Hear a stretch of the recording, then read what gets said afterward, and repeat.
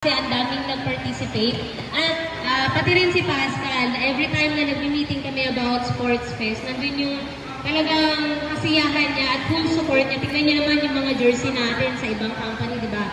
Kailangan galing sa bulsa natin. Pero si Pascal, nandun yung full support niya para lahat tayo ay mag-value na mag-participate sa ating Sports Fest. Pero bago yun, gusto ko munang i-congratulate or pasalamatan yung mga tao na nag-contribute pala sa ating OS ticket.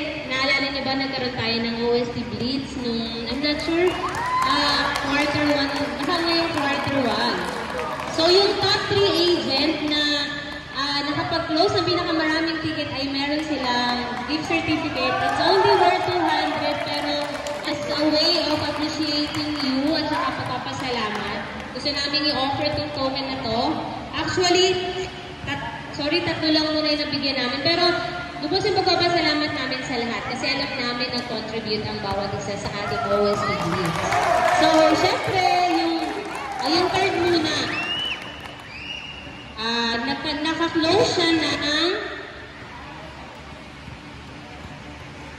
673 tickets for quarter 1.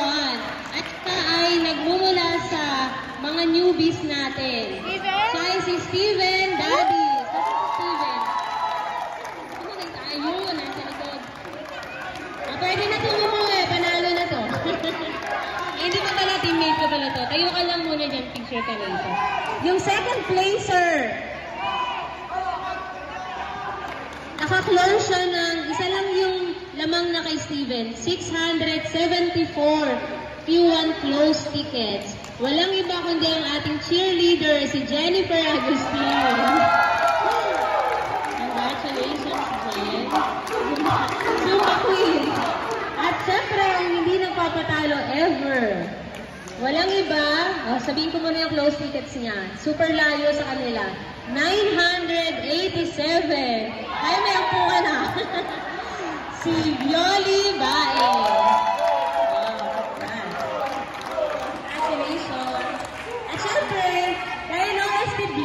Diba, nirequire din namin yung management na mag-close ng tickets. So, kumuha ko ng top 2 na nakapag-close ng mga tickets sa OS ticket. Una, yung second placer, si Rachel Patron. Nag-close siya ng 225 tickets. Ay, punta ka dito. Nag-effort yung tinan niyo yung palda.